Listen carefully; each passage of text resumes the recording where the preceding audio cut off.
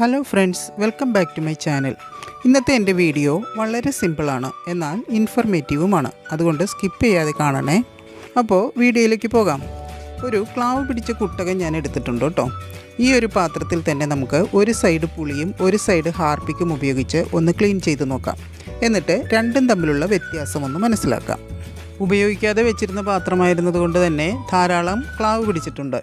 കോപ്പറും അന്തരീക്ഷത്തിലുള്ള carbon dye ഓക്സൈഡും കൂടി ചേർന്നിട്ട് copper കാർബണേറ്റായിട്ട് മാറുന്നു. ചെമ്പ് പാത്രത്തിൽ ഗ്രീൻ കളറിൽ കാണപ്പെടുന്ന ഇതിനെയാണ് നമ്മൾ ക്ലാവ് എന്ന് പറയുന്നത്. അപ്പോൾ ഞാനിവിടെ ഹാർപ്പിക്കും അല്പം പുളിയും കൂടി എടുത്തിട്ടുണ്ട്. ആദ്യം ഇതൊന്ന് നനച്ചതിന് ശേഷം ഈ സൈഡ് മാത്രം നമുക്ക് പുളി തേച്ച് കൊടുക്കാം. മുൻപൊക്കെ പുളി ഉപയോഗിച്ചാണ് ക്ലാവ് പിടിച്ച പാത്രങ്ങളും വിളക്കുകളും പൂജാപാത്രങ്ങളുമൊക്കെ നമ്മൾ ക്ലീൻ ചെയ്തിരുന്നത്. ഇന്ന് ധാരാളം ക്ലീനിങ് ഏജൻറ്റ് നമ്മുടെ മാർക്കറ്റിൽ അവൈലബിൾ ആണ് കേട്ടോ.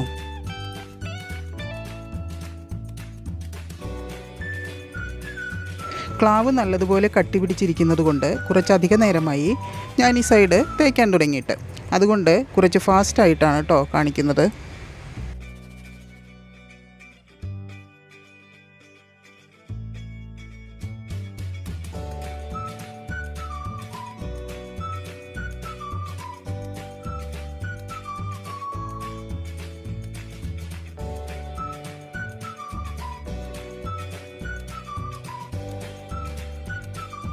ഇപ്പോൾ നമ്മൾ ഒരു സൈഡിൽ പുളി നന്നായിട്ട് തേച്ച് പിടിപ്പിച്ചിട്ടുണ്ട്. ഇനി ഈ സൈഡ് കുറച്ച് നേരം ഒന്ന് റെസ്റ്റ് എടുക്കട്ടെ. നമുക്ക് അടുത്ത സൈഡിൽ ഹാർപ്പിക്ക് തേച്ച് കൊടുക്കാം. അപ്പോൾ ഹാർപ്പിക്കിൻ്റെ മെയിൻ ഇൻഗ്രീഡിയൻറ്റ് എന്താണെന്ന് വെച്ച് കഴിഞ്ഞാൽ ഹൈഡ്രോക്ലോറിക് ആസിഡാണ്. അപ്പോൾ ഹാർപ്പിക്കിലുള്ള ഹൈഡ്രോക്ലോറിക് ആസിഡ് ഇവിടെ എങ്ങനെ പ്രവർത്തിക്കുന്നു എന്ന് നമുക്ക് നോക്കാം. ഇപ്പോൾ ഹാർപ്പിക്ക് ഉപയോഗിക്കുമ്പോൾ ഇതൊരു കെമിക്കൽ ആയതുകൊണ്ട് തന്നെ കയ്യിലൊരു ഗ്ലൗസ് ഇടുന്നത് വളരെ നല്ലതായിരിക്കും.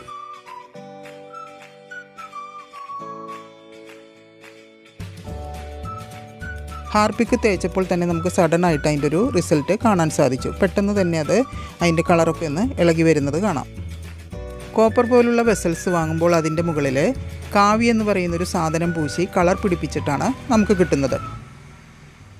ഏതായാലും ഹാർപ്പിക്കും പുളിയും നമ്മൾ അപ്ലൈ ചെയ്ത് കഴിഞ്ഞു. ഇനി നമുക്കിതൊന്ന് നന്നായി കഴുകിയെടുക്കണം. ചെമ്പ് പാത്രങ്ങളുടെ പ്രൊട്ടക്ഷന് വേണ്ടിയിട്ടാണ് അത്രേ ഇങ്ങനെ കാവി തേക്കുന്നത്. അതുകൊണ്ട് ഞാൻ ഇതിൻ്റെ കാവി മുഴുവനായിട്ടും തേച്ച് കളയുന്നില്ല. ഹാർപ്പിക്ക് ഉപയോഗിക്കുമ്പോഴും പുളി ഉപയോഗിക്കുമ്പോഴുമുള്ള വ്യത്യാസം നിങ്ങൾക്ക് മനസ്സിലായി കാണുമല്ലോ അല്ലേ? നമ്മൾ സാധാരണ പുളി, നാരങ്ങ, വിനീഗറൊക്കെ ഉപയോഗിച്ചാണ് ചെമ്പ്, പിത്തള പാത്രങ്ങളൊക്കെ ക്ലീൻ ചെയ്തെടുത്തിരുന്നത്. എന്നാൽ ഇതുപോലെ വളരെ കട്ടിയായിട്ടുള്ള ക്ലാവ് പിടിച്ചിരിക്കുന്ന വലിയ പാത്രങ്ങൾ ഹാർപ്പിക്ക് ഉപയോഗിച്ച് പെട്ടെന്ന് തന്നെ നമുക്ക് ക്ലീൻ ആക്കിയെടുക്കാം. അപ്പോൾ വീഡിയോ എല്ലാവർക്കും ഇഷ്ടമായി കാണുമെന്ന് വിശ്വസിക്കുന്നു. Okay, until then see you in the next video.